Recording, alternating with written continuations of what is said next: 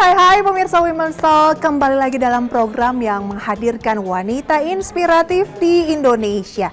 Nah, kali ini kita akan ngobrol bersama dengan salah satu direktur di BPJS Ketenagakerjaan atau BP Jam Sostek. Siapakah dia pemirsa? Bersama saya Pri Sasomodatu. Ikutin saya terus hanya di Women's Talk IDX Channel.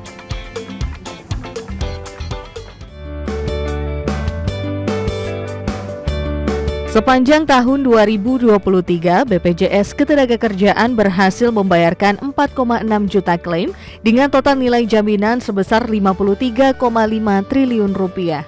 Besarnya manfaat yang diberikan tersebut membuktikan bahwa pelayanan BPJS Ketenagakerjaan semakin mudah untuk diakses oleh para peserta. Meski demikian, Badan Hukum Publik tersebut terus berinovasi untuk mendorong cakupan kepesertaan serta meningkatkan kualitas layanan bagi para pesertanya demi mewujudkan universal coverage jaminan sosial ketenagakerjaan. Seluruh kantor cabang kini hadir dengan desain baru yang lebih fresh dan hangat serta ramah bagi penyandang disabilitas.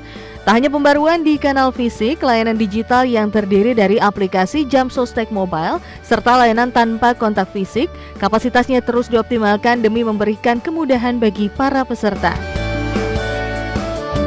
Lantas bagaimana strategi BPJS Ketenagakerjaan untuk terus meningkatkan layanan bagi seluruh pekerja Indonesia?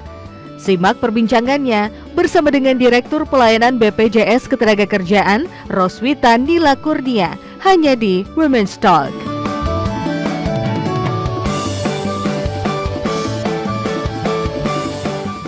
Nah pemirsa, sosok inspiratif kali ini adalah Direktur Pelayanan BPJS Ketenagakerjaan, Ibu Roswita Nila Kurnia.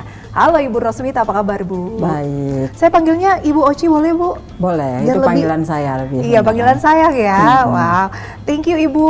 Sibuk apa nih saat ini Bu? Atau lebih jelas begitu ya, kalau kita tahu kan BPJS Ketenagakerjaan ini kan atau biasa disebut BP Jam Sostek ya Ibu ya, mungkin banyak yang lebih mengenalnya begitu. Ini kan memberikan program jaminan tenaga kerja dan juga perlindungan sosial. Tapi kalau Direktur Pelayanan tuh ngapain aja Bu? Ya, pasti kalau pelayanan itu kan dalam arti kita tuh ada dua direksi yang terkait dengan untuk berhadapan kepada peserta. Satu, kepesertaan yang memastikan untuk perlindungan coverage-nya. Sementara saya sebagai Direktur Pelayanan untuk memberikan layanannya terhadap manfaat yang diklaim. Jadi kalau dibilang apa sih yang kita lakukan? Ya memastikan untuk pelayanan untuk semua program yang dijalankan BPJS Ketenagakerjaan. Kita menjalankan ada 5 program sesuai dengan amanah pemerintah dan amanah negara ya, sesuai dengan undang-undang. Itu menjalankan 5 program antara lain program JHT, jaminan hari tua, program jaminan kecelakaan kerja, jaminan pensiun, dan juga jaminan kematian, dan terakhir itu mengacu kepada Cipta Kerja, jaminan kehilangan pekerjaan. Baik, Ibu, yang sering ada sekitar 6 nih Bu, pertanyaan yang paling menduduki posisi pertama lah ya di internet begitu ya Bu ya. Katanya ini apakah untuk seluruh pekerja termasuk informal? Ya. Karena sesuai dengan undang-undang namanya kan perlindungan jaminan sosial tenaga kerja. Jadi semua tenaga kerja baik yang menerima upah ya, baik dari sektor formal maupun informal. Kalau formal itu yang bekerja di perusahaan, jadi perusahaan wajib mendaftarkan. Tapi kalau informal harus sifatnya mandiri. Sebenarnya itu menjadi mandatori, tapi kenyataannya banyak yang karena belum semuanya ada kesadaran atau pemahaman, jadi sifatnya masih voluntary. Padahal kita dorong itu sebenarnya adalah kewajiban melindungi diri sendirinya. Baik, sebagai Ibu, pekerja. Lebih jauh begitu, apa sih manfaatnya Bu kalau kita ikut sebagai peserta? Oh banyak dong, karena sebenarnya negara sudah mendesainnya tuh banyak. Dalam arti perlindungan, satu, kalau JHT, jaminan hari tua dengan jaminan pensiun itu kan sebenarnya untuk hari tua. Pada saat kita purna bakti kita, masa tua kita bisa menikmati tabungan hari tua kita, atau juga untuk pensiun. Tapi kalau misalkan jaminan kecelakaan kerja dan kematian itu melindungi selama periode kita bekerja. Seandainya ada resiko kematian, itu bisa dinikmati manfaatnya buat ahli waris. Tapi kalau kecelakaan kerja, yang nikmati yang perlindungannya langsung pesertanya, kita mengobati, merawat sampai sembuh, karena itu memang sesuai dengan aturan yang ada. Yang terakhir adalah kehilangan pekerjaan. Kehilangan pekerjaan, resiko kehilangan pekerjaan sepanjang dia eligible sebagai peserta JKP. Jadi dapat manfaat tunai dan juga akses pasar kerja dari Kemenaker. Oke, Ibu, misalnya saya ini sudah ikut sebagai peserta tentunya ya, karena saya kan pegawai formal begitu, Bu. Apakah saya bisa mendaftarkan anggota keluarga, misalnya orang tua atau seperti apa sebenarnya? Sepanjang statusnya bekerja. Karena ini kan perlindungan jaminan sosial ketenagakerjaan. Jadi pesertanya itu harus memang bekerja. Karena melindungi dari potensi kehilangan penghasilan bagi dirinya ataupun yang akan dinikmati oleh ahli waris sekiranya ada resiko-resiko pada saat dia bekerja, apakah kematian, kehilangan pekerjaan dan sebagainya. Jadi boleh. Kalau yang formal itu kalau memang bekerja ya. Ya, karena kan namanya juga ketenagakerjaan begitu. Benar. Ya, Bu. Kalau misalnya dari yang formal itu kan langsung melalui perusahaan ya, Bu ya? Perusahaan yang mendaftarkan. Iya, kalau yang informal itu seperti apa, Bu? Dia harus yang mendaftarkan sendiri, bisa melalui kanal-kanal kita macam-macam. Ada yang melalui pendaftaran mandiri, itu melalui website kita, atau melalui kanal digital JMO, atau datang ke kantor cabang untuk mendaftarkan dirinya dengan membawa bukti, bekerja dan sebagainya sehingga bisa tercatat sebagai peserta. Baik. Nah, Ibu, satu lagi nih yang jadi pertanyaan yang sering sekali ditanyakan adalah gimana sih sebenarnya cara mengklaimnya? Oh, itu memang banyak PR kadang-kadang ya, karena orang nggak tahu. Jadi gini, ini menjadi satu isu terhadap jaminan sosial ketenagakerjaan, karena kan resikonya itu terjadi pada saat kadang-kadang untuk hari tua nantilah masih pada saat kita udah tua gitu kan, atau kematian ya kita berharap umur panjang gitu loh, atau kecelakaan kerja kita nggak berharap kita dapat kecelakaan kerja. Tapi cara-cara untuk klaimnya tergantung dari program yang kita ikuti. Kalau JHT, cara klaimnya itu adalah tinggal apakah datang ke cabang, apakah melalui kanal digital kita melalui JMO, lebih gampang ya. Atau misalkan bisa juga melalui dari Lapak Asik, jadi download di website untuk Lapak Asik itu untuk JHT.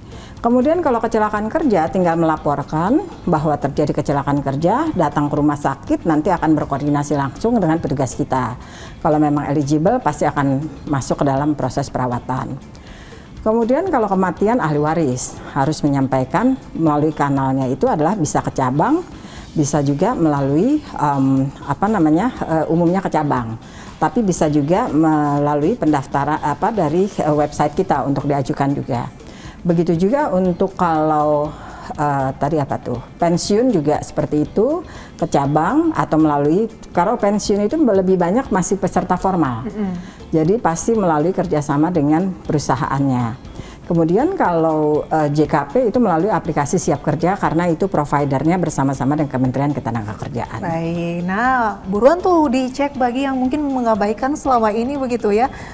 Karena kemarin saya ada ketika libur Lebaran begitu, ada reuni Ibu, kemudian kebetulan ada yang menjadi salah satu pegawai di BPJS Ketenagakerjaan Ibu, iseng menyampaikan informasi ini bahwa itu bisa dicek lewat JMO. Ternyata ada yang sampai ratusan juta Ibu. Benar. Dan dia tidak menyadari itu. Nah kemudian dia bertanya kalau mengklaimnya itu benar ya Bu ya, kita harus menjadi peserta kurang lebih 10 tahun ya Bu ya?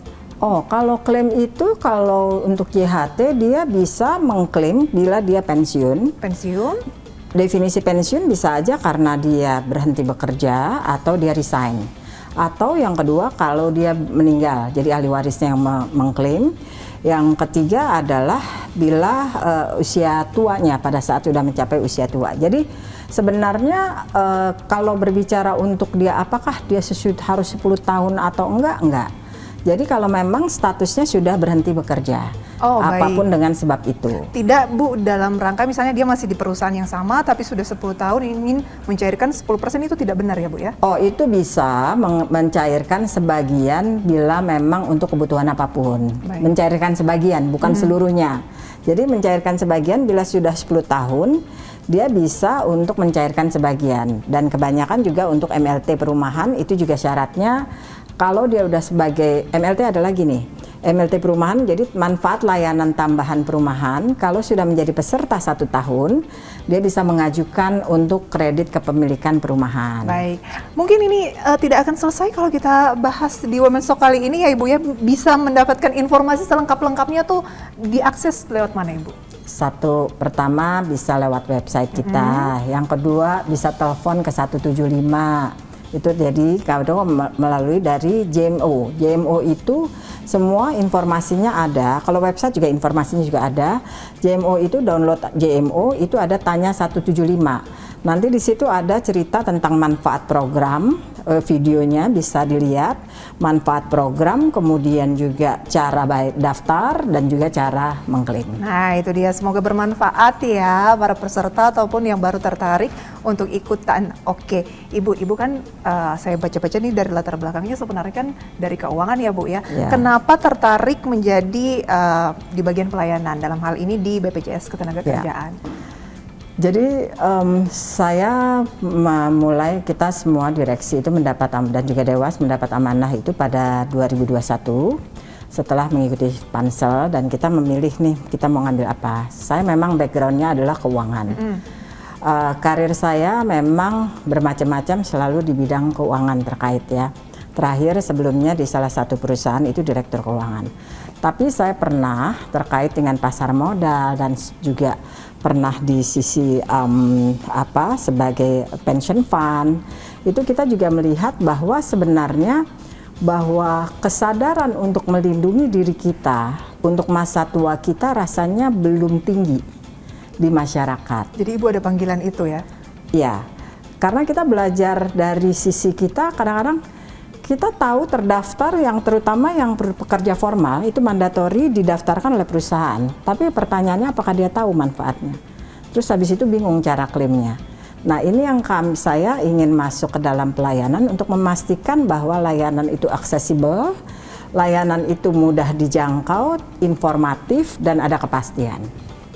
Jadi itu yang kayak Ibu merasa ada hal lain lagi nih yang perlu saya lakukan di bidang ini. Ya, sehingga dan Ibu, juga ditambah selain dengan manfaat basic yang memang sudah didesain oleh undang-undang, tentunya juga harus kita bawa untuk manfaat lainnya. Jadi edukasi tentang investasi, mempersiapkan hari tua, ada berinvestasi pada surat hutang negara dan sebagainya. masih linear lah ya Bu ya dengan Benar. keuangan. Oke, nanti akan kita lanjutkan pemirsa, tetaplah bersama kami di Women's Talk IDX Channel.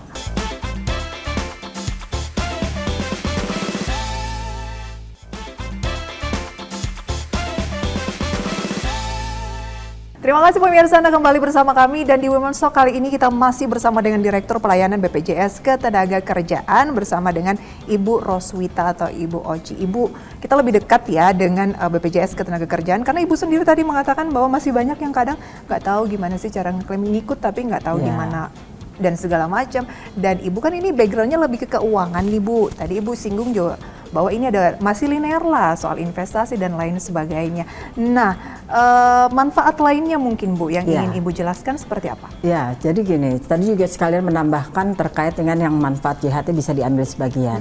Jadi setelah 10 tahun sebenarnya peserta bisa mengambil JHT-nya sebagian untuk kebutuhan apapun itu 10%. Mau dia investasi kembali, itu yang kita bilang mau beli surat hutang negara dan sebagainya silahkan.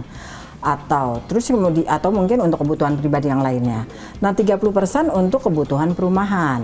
Tapi kalau kita ambil dari sebagian dari JHT itu kan akan kena pajak progresif karena akan ada pada saat pengambilan sisanya akan kena pajak progresif. Mungkin ini bagian dari perencanaan keuangan juga, bisa juga melakukannya karena ada manfaat layanan tambahan lainnya dalam bentuk kredit perumahan sepanjang memang eligible secara perbankan. Jadi kita sudah melakukan kerjasama dengan beberapa bank sebagai amanah dari Permenaker. Itu kita juga memberikan untuk kredit berupa MLT perumahan. Tapi yang memberikan perbankan, jadi investasi menempatkan dana untuk disalurkan sebagai kredit perumahan, renovasi.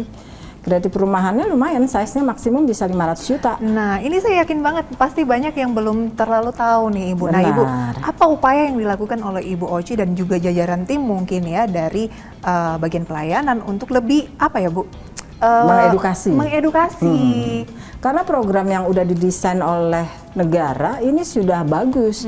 Artinya satu, perlindungan dari saat bekerja, selama bekerja dengan JKK, JKM dan JKP, kemudian juga pasca setelah bekerja melalui JHT dan JP.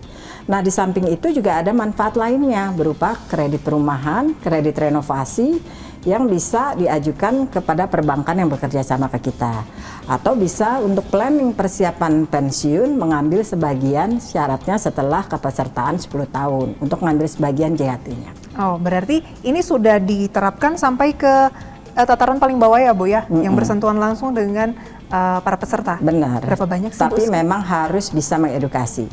Kalau MLT sejak disampaikan, mulai kita launching secara dalam bentuk BPJS Ketenagakerjaan, itu yang tersalurkan sekitar baru 4.000 rumah. Padahal sebenarnya peserta kita kan sekarang itu tercatat sekitar 41 juta. Dan katakanlah sebagian, karena ini baru secara aturan baru bisa kepada pekerja formal ya. Jadi kalau dari sisi itu kan harusnya masih banyak, terutama yang usia muda nih. Yang kedua, dan nilainya sekitar baru 1,2 triliun. Baik. Nah, dari sisi investasi untuk memberikan penyaluran tersebut, mereka relatif ada kemampuan lebih. Jadi tinggal kita yang memastikan untuk ini mengedukasi agar bisa membantu deadlock dari sisi perumahan tersebut, backlog tersebut. Ibu, pasti dalam setiap bidang yang sudah Ibu kerjakan begitu, ada aja tuh yang bikin kayak gengges gitu. Ini kok nggak bisa gitu. Nah, Ibu semenjak bergabung bersama dengan BPJS Ketenagakerjaan ini, apa Bu yang kayak menjadi tantangan banget yang Ibu gemes gitu harus diberesin? Yang pertama kan adalah sebenarnya satu, meningkatkan awareness. Karena program bagus tapi kalau nggak ada yang tahu sayang. Yang kedua adalah layanan harus cepat dan aksesibel. Artinya kita menstandarisasi, menstandarisasi prosedur sehingga lebih cara kerjanya bisa lebih cepat, sehingga masa tunggu untuk klaim dan sebagainya bisa diatasi, ya, bisa cepat. Yang ketiga adalah mengedukasi. Mengedukasi artinya nggak melulu terkait dengan untuk agar dia mendaftar karena kewajiban, tapi karena kesadaran. Nah, itu yang harus kita dorong, sehingga kampanye harus terus. Kita juga ada tagline yang selalu kita gaungkan untuk meng-create kesadaran awareness tersebut, yaitu kerja keras bebas cemas. Jadi saat ini kita menyasar kepada segmen UMKM untuk tahun ini. Kalau yang sebelumnya adalah pekerja informal, BPU. Karena sebelumnya kan kalau formal relatif sudah terjangkau ya, sudah tercakup melalui perusahaan. Sementara yang sekarang adalah UMKM. Sehingga UMKM itu juga sadar bahwa sebenarnya kita ada resiko untuk perlindungannya itu perlu kepada BPJS Ketenagakerjaan. Ibu kayaknya senang tantangan ya Ibu ya? Karena kan kalau di keuangan kayaknya lebih, kan kalau pelayanan tuh lebih berkaitan langsung dengan peserta begitu. Benar, karena kan saya besar di keuangan itu dulu saya 14 tahun di advisory, corporate finance advisory, kita biasa restructuring. Kemudian juga sempat di satu sekuritas, perusahaan sekuritas, kemudian di sektor real, terus di pension fund, terus sektor real juga properti, jadi agak pindah-pindah tuh bermacam-macam. Jadi pelajaran itu membuat bahwa dimanapun kita ya harus bisa kita overcome. Nah, untuk dalam segmen ini, setelah kami makin masuk ke dalam, kita lihat ya ampun, pemerintahan udah bagus banget nih, negara ini udah bagus banget bikin program, tapi gimana kita bisa itu muncul sebagai customer advocate yang bisa untuk dia daftar secara mandiri dengan mudah. Ibu, gitu. apa sih yang menjadi apa ya Bu ya, dalam bekerja kan pasti ada yang menjadi passion ya begitu Bu, agar tetap semangat lah tentunya. Apalagi kan kalau yang berkaitan dengan pemerintahan itu kan Bu, ada saja waktunya misalnya tiba-tiba kemana, ditempatkannya di mana. Itu ada nggak Bu tips untuk pemirsa di rumah? Pemirsa di rumah secara umum nih? Secara umum. Oke. Saya selalu mendasarkan segala sesuatu itu pada spirit ya. Spirit artinya memang pasti setiap pekerjaan kalau kita udah accept itu konsekuensinya pasti ada tantangan apapun. Jadi once kita jalanin dengan ada passion dan kita punya fighting spirit yang kuat, saya rasa sih harusnya itu nggak menjadi satu stopper gitu. Jadi saya pikir nggak ada kita bisa karena kita ahli atau apa, tapi sepanjang kita mau dan semangat, saya pikir sih setiap tantangan harusnya bisa gitu. Jadi itu yang harusnya bisa dipegang untuk kita semua, dan itu reminder untuk saya sendiri juga anyway. Oke Ibu, nanti akan kita bahas Ibu yang apa ya menjadi penyemangat ini kan juga perlu ya Bu ya. Apa dan me time itu biasanya ngapain Ibu? Kita jeda dulu pemirsa, tetaplah bersama kami di Women's Talk IDX Channel.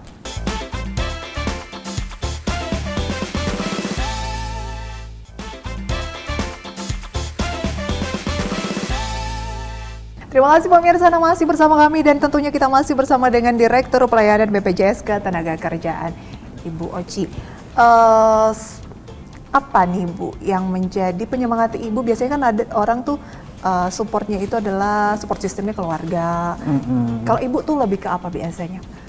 Ya pasti support sistemnya tetap keluarga ya, dalam arti salah satunya, dan yang kedua balancing dalam arti pekerjaan dan juga kesenangan pribadi. Jadi artinya kalau saya satu support system pasti keluarga, lingkungan ya, pertemanan. Kemudian juga untuk diri kita membalancing dari hektik bekerja, pasti kita juga harus me time-nya ada. Ibu setuju ya Bu ya, kalau itu harus balance ya Bu? Iya dong. Me time ngapain biasanya Bu Oci? Me time pertama pasti kalau yang secara rutin, kalau tanpa lagi cuti ya, itu biasanya saya spending setiap weekend tuh olahraga, nggak susah-susah sih gitu, jalan-jalan karena memang bisa sambil mengeksplor whatever. Kemudian rumah saya dekat Ragunan, kadang-kadang di Ragunan kayak dalamnya. Nggak perlu jauh-jauh ya Bu ya? Atau misalkan ya CFD atau ke GBK dan sebagainya, itu simpel gitu Bu lah. pernah stres nggak Bu? Hah? Soal pekerjaan pernah stres nggak Bu? Oh pasti dong. Ibu biasanya ngapain Bu kalau lagi stres? Kalau stres pasti ya perempuan pasti kadang-kadang treatment ya, ke salon kayak krimbat atau olahraga. Itu bagi saya itu relaksasi karena kita nggak dalam ruangan, jadi kita jalan, olahraga dan sebagainya, atau pada saat itu ya kita ambil cuti yang untuk traveling. Nah, kalau di budaya kita kan Bu lebih masih dominan tuh patriarki ya Ibu ya, dimana kadang agak di medsos juga terkadang menjadi pemicu ketika seorang wanita itu mungkin karirnya lebih tinggi dan lain sebagainya. Ada nggak Ibu pandangan tersendiri dari Ibu soal hal ini? Kalau saya melihat itu karir itu misalnya gini, kebetulan saya single. Tapi dalam arti kalau wanita lebih tinggi atau apa itu kan pilihan ya. Kalau misalkan dia betulan statusnya sendiri berarti kan dia hanya diri sendiri. Tapi kalau dalam hal berkeluarga artinya dia bekerja kan udah dengan kompromi masing-masing. Bahwa lebih tinggi atau enggak itu saya pikir kebijakan di dalam berkeluarganya sendiri gitu. Jadi saya pikir sih saya ngelihatnya nggak ada bahwa oh jadi ada batasan perempuan nggak boleh tinggi. Kalau dia punya potensi kenapa enggak gitu. Itu saya ngelihatnya gitu. Oke, harus lebih apa ya, lebih kompromi lah mungkin ya. Kompromi, dan lebih paham tapi kalau posisi. benar, karena makanya saya bilang dengan berbagai role-nya itu kan konsekuensi. Baik. Tinggal memfine tuningkan aja. Ibu kan saya dengar-dengar nih sebenarnya tuh backgroundnya itu Padang kan, Padang dan juga Jawa itu kan ada yang patriarki, Ya, ada yang matriarki. nah itu seperti apa Bu membentuk dalam keluarga Ya. mungkin? Ya karena kan bapak saya itu Jawa, ibu saya itu dari Minangkabau. Dua-duanya berarti kan satu yang memang secara adat satu patriarki, satu lebih matriarki. Di kami terus terang didikan keluarga itu jadi demokrasi, nggak berat ke salah satu suku dan sebagainya. Nah itu mungkin yang membentuk saya atau kami untuk lebih terbuka melihatnya dalam perspektif yang luas gitu. Itu mungkin saya pikir pola dari orang tua saya membawa saya untuk ya ini pilihan dengan konsekuensinya jalani gitu. Nah sebenarnya itu ini ya Bu ya, dari apa lingkungan keluarga juga sebenarnya yang membentuk ya, apalagi Ibu anak bungsu benar ya, dan diasuh dari seorang tentara, ayah tentara begitu ya. Oke, Ibu, masih banyak yang ingin kita ulas, tetapi apa kira-kira pesan-pesan lah untuk wanita-wanita di rumah agar ya dalam berkarir, dalam mengejar sesuatu, dan tentunya Bu terkait dengan BPJS Ketenagakerjaan. Jadi ada dua ya. Kepada perempuan-perempuan saya pikir jangan takut untuk menunjukkan kemampuan diri kita. Kalau kita mampu, kadang-kadang karena kita timur kan jadi kita sungkan atau apa. Tapi kalau kita mampu dan kita punya pendapat yang bisa dipertanggungjawabkan, suarakan. Saya pikir itu mungkin menjadi satu solusi dalam pekerjaan juga anyway. Kemudian terkait dengan BPJS, saya pikir memang waktu nggak cukup untuk menjelaskan karena saya kadang-kadang gemes ngelihatnya program ini bagus gitu, tapi belum semuanya bisa teredukasi. Jadi kalau ada hal-hal yang ingin ditanyakan bisa akses kepada website kita, bisa call kepada 175 kontak center untuk dapat, atau bisa download di JMO, Jam Sostek Mobile. Di situ banyak bisa melihat fitur-fitur dan juga pengetahuannya. Kalau masih bingung juga di dalam JMO ada click to call tuh, bisa nanya untuk hal-hal yang bisa lebih jelasnya. Begitu mungkin. Mungkin kalau mau vokal juga boleh ya Bu, vokal kalau misalnya ada apa-apa terus kita mengadu boleh ya Bu ya? Karena itu termasuk tanya dan mengadu, tapi biar lebih bagus tanyanya lah. Mengadu sebenarnya bisa, komplain boleh. Karena memang kita harus secara undang-undang harus membentuk unit pengaduan. Baik, jangan lupa vokal itu penting asal sesuai dan bertanggung jawab. Terima kasih Bu Oci. Sukses selalu untuk Ibu, sehat selalu dan tentunya perempuan Indonesia dan juga masyarakat Indonesia. Dan tentunya dalam hal pelayanan BPJS Ketenagakerjaan. Amin, ya, Bu, ya. semoga insya Allah. Nah, pemirsa, demikian Women's Talk kali ini, semoga bisa menjadi referensi sumber informasi untuk Anda dalam berkarir, kehidupan sehari-hari, atau apapun begitu ya. Dan saya Prisa Somodatu pamit undur diri, terima kasih dan sampai berjumpa kembali. Bye-bye.